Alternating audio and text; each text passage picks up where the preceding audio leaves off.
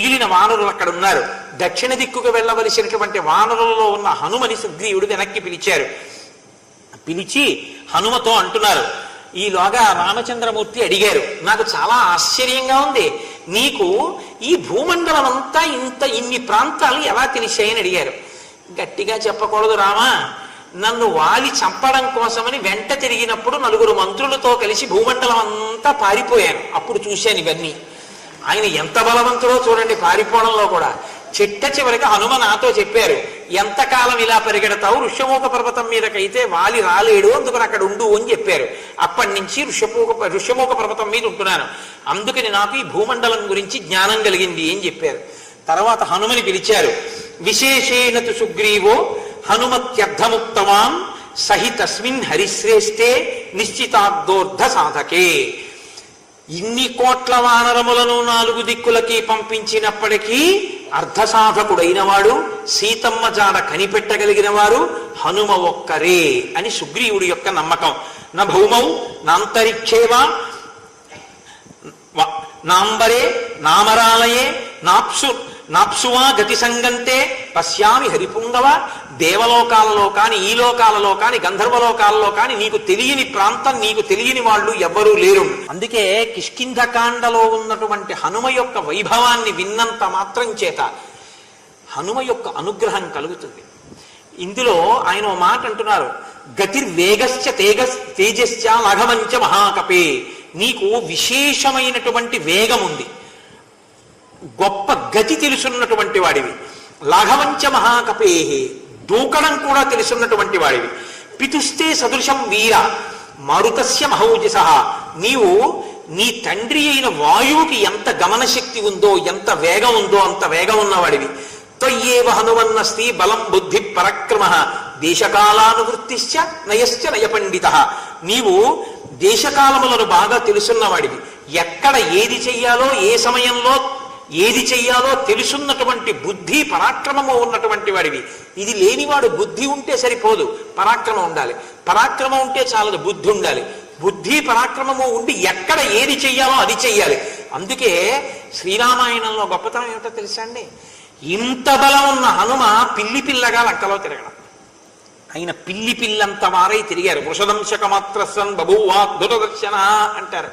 పిల్లి పిల్లంత రూపంతో తిరిగారు. కారణం ఏమిటో తెలుసా, అది నిశ్శబ్దంగా తిరగలదు, అంత చిన్న రూపంతో తిరగలదు. దేశకాలానువృత్తిశ్చనయ పండిత. అంతే తప్ప ఎప్పుడూ తన వైభవమే ప్రకటింపబడాలని పెద్ద పర్వతాకారంతో తిరిగితే దొరికిపోతారు. కాబట్టి నీకు ఈ జ్ఞానము, ఈ బుద్ధి కలిగిన వాడివి.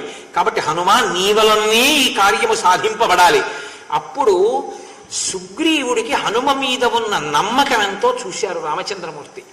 కాబట్టి ప్రభు ఇతని మీద ఇంత నమ్మకం పెట్టుకున్నారు అంటే ఈ కార్యం సీతమ్మ తల్లి జాడ కనిపెట్టబడడం అన్నది ఒక్క హనుమయే సాధించగలరు అని అనుకున్నారు. అనుకుని చంద్రమూర్తి తన వేలి మీద, తన ఉంగరం మీద శ్రీరామ అని వ్రాయబడి ఉన్నటువంటి ఉంగరాన్ని తీసి హనుమకి ఇచ్చారు.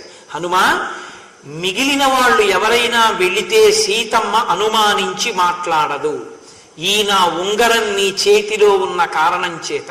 సుందరకాండలో ఈ ఉంగరం అమ్మవారి కేశభూషణం ప్రధాన పాత్ర పోషిస్తాయి. ఈ ఉంగరం అనుకోకండి, ఉంగర దర్శనమే రామదర్శనం సీతమ్మకి. గొప్ప ఉపశాంతినిస్తున్న ఆ ఉంగరం రాముడి చేతి నుంచి హనుమ చేతిలోకి వెళ్ళడం రామాయణంలో ఒక అద్భుత ఘట్టం. అన్ని కోట్ల వానరములు ఎడుతున్న ఆయన ఉంగరాన్ని పుచ్చుకున్న ఏకైక వ్యక్తిగా గౌరవాన్ని పొందినటువంటి మహాప్రాజ్ఞుడు. తన ప్రభు అయిన సుగ్రీవుని నమ్మకాన్ని, రామచంద్రమూర్తి యొక్క విశ్వాసాన్ని చూరగొన్న మహాపురుషుడు. అంత వినయంతో ప్రవర్తించగలిగిన వారు స్వామి హనుమ. ఉంగరం ఇస్తే ఆయన ఎక్కడ పెట్టుకుంటారో మీరు చూద్దరు, కానీ దాన్ని బట్టి ఆయన వినయం తెలుస్తుంది. అందుకే కిష్కింధకాండ అంత గొప్ప కాండ. ఓ వీరుడా, నీ కార్యోత్సాహం సీతమ్మ అరమరిక లేకుండా నీతో మాట్లాడుతుంది. కాబట్టి ఈ ఉంగరాన్ని గ్రహించు అని స్వామి తన చేతి ఉంగరాన్ని తీసి స్వామి హనుమ చేతిలో ఉంచారు. వెంటనే ఆయన ఉంగరాన్ని కళ్ళకద్దుకుని తన శిరస్సులో పెద్దగా పెరిగినటువంటి జుట్టు ముడిలోకి దోపుకుని ఆ ఉంగరాన్ని తల మీద పెట్టుకుని శిరసా రామచంద్రమూర్తికి నమస్కరించారు. తప్ప ఇంత గొప్పవాణ్ణి రాముడు నమ్మాడు, ఆ సుగ్రీవుడు నమ్మాడని అహంకరించలేదు. అంత వినయశీలి హనుమ. అందుకే ఈ ఘట్టం రామచంద్రమూర్తికి, సీతమ్మకి, అందరికీ రామాయణంలో గొప్ప మంగళం వైపుకి తిరుగుతున్నటువంటి ఘట్టం ఇదంతా. ఇంకా కాబట్టి ఇప్పుడు పట్టుకుని బయలుదేరారు. అన్ని దిక్కులకు వెళ్ళినటువంటి వానరములు నెల రోజుల తర్వాత తిరిగి వచ్చేసి అందరూ చెప్పారు, మేము వెళ్ళాం కానీ మాకెక్కడా సీతమ్మ జాడ కనపడలేదన్నారు. ఒక్క దక్షిణ దిక్కులకి వెళ్ళినటువంటి వానరముల యొక్క సమూహం మాత్రం తిరిగి రాలేదు. వాళ్ళు అలా వెడుతుండగా ఒక నిర్జనమైన ప్రదేశం కనపడింది దక్షిణ దిక్కున. కండువు అన్న మహర్షి యొక్క 16 సంవత్సరముల కుమారుడు ఒక వనంలో మరణించాడు. ఆయనకి కోపం వచ్చి, నా కుమారుడు ఇక్కడ మరణించాడు కనుక ఇక్కడ జనవాసము ఉండకుండుగాక అని శపించారు. అందుకని అక్కడ ఏమి ప్రాణులు లేవు.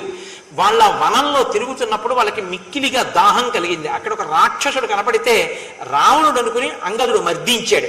ఆయన నెత్తురు కక్కుని మరణించాడు. తదనంతరం వాళ్ళు పాపం ఆ సీతమ్మ కోసం వెతుకుతున్నారు. నెల దాటిపోయింది. విపరీతమైన దాహం, ఆకలి. వాళ్ళకి ఎక్కడ దాహం తీర్చుకోవడానికి నీటి కయ్య కూడా కనపడలేదు. ఈలోగా ఒక చోట తడిసిపోయిన రెక్కలతో హంసకారండవాకీర్ణాహవాపి పద్మోత్పలాయుతాహ అని బెగ్గురు పక్షులు మొదలైనటువంటి వంటివి తడిరెక్కలు ఆడించుకుంటూ ఒక బిలంలోంచి పైకొస్తున్నాయి. అప్పుడు చూసి తడిరెక్కలతో పక్షులు వస్తున్నాయి కాబట్టి నీటి కయ్య ఇందులో ఉంటుందని వానరులందరూ ఆ బిలంలో ప్రవేశించారు. అది కటిక చీకటిగా ఉంది. కానీ అంత చీకటిలోనూ చూడగలిగినటువంటి శక్తి కలిగిన వానరులు ఆ బిలంలో జాగ్రత్తగా దారి చూసుకుంటూ ఒకరి చెయ్యి ఒకరు పట్టుకుంటూ అందరూ కలిసి లోపలికెడుతున్నారు. కటిక చీకటి, ఏమీ కనపట్టలేదు. సింహాలు మొదలైన క్రూర జంతువులు కూడా బయటికి వస్తున్నాయి. కొంత దూరం వెళ్ళిన తర్వాత వాళ్ళకు ఒక పెద్ద వెలుతురు కనపడింది.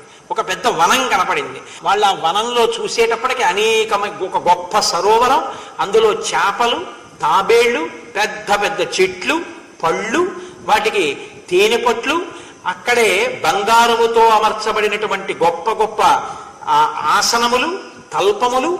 ఎంత శోభాయమానంగా ఉందంటే వాళ్ళు ఆశ్చర్యపోయి నీళ్లు తాగుదామని వెళ్ళిన వాళ్ళు కూడా నీళ్లు తాగకుండా, తిందామని వెళ్ళిన వాళ్ళు తినకుండా ఆశ్చర్యచకితులై అసలు ఈ మాయాస్వరూపమైన వనం ఏమిటి, ఈ బిలం ఏమిటి అని అలా చూస్తూ ఉండిపోయారు.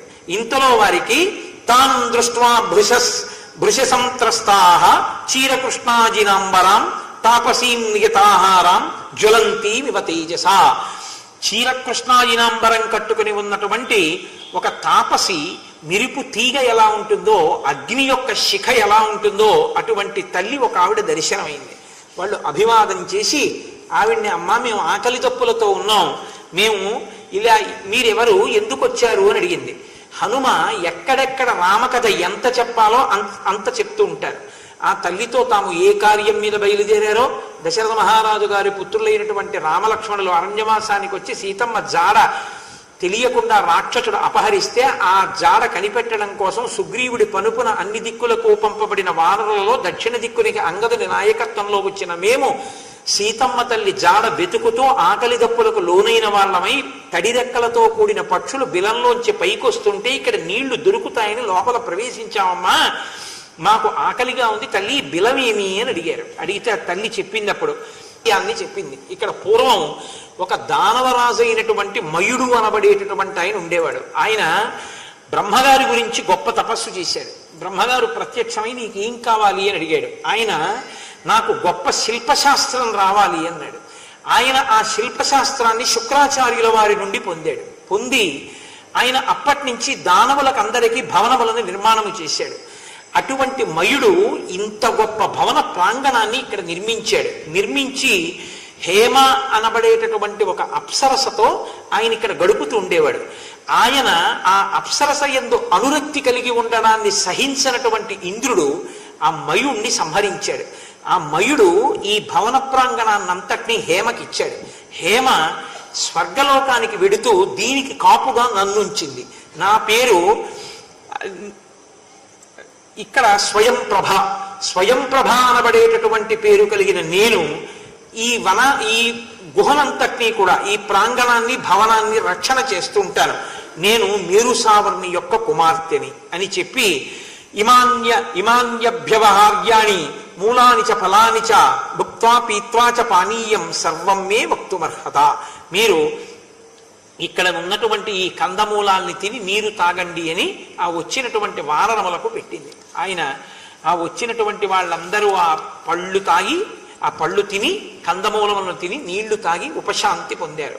అమ్మా మేము ఇప్పుడు బయటికి వెళ్ళిపోతామమ్మా, సీతాన్వేషణం చెయ్యాలి అన్నారు. అంటే ఆ తల్లి అంది, ఈ బిలంలోకి రావడమే కానీ మళ్ళీ వెళ్ళడం ఉండదు. ఇంకా మళ్ళీ వెళ్ళడం అంటే ప్రాణాలు పోవడమే, కాబట్టి ఇక వెళ్ళడం అంటూ ఉండదు, ఇక్కడ ఉండడమే. అమ్మా మేము సీతమ్మ తల్లి జాడాన్వేషించడానికి వచ్చిన వానరులమమ్మా, రామకార్యం మీద వచ్చాం, తల్లి అనుగ్రహించు అన్నారు. రామకార్యం అంటే అలా ఉపకారం చేస్తారండి. రామకార్యంలో ఉపకారం చెయ్యనన్నవాడు మీకెవరూ కనపడడం. కాబట్టి ఏవముక్త హనుమత తాపసీ వాక్యమబ్రవీత్ జీవతా దుష్కరం మన్యే ప్రవిష్టేన నివర్తితం తపసస్తు ప్రభావేన నియమోపార్జితేన చ సర్వనేవ బిలాదస్మాత్ ఉద్ధరిష్యామి వానరాన్.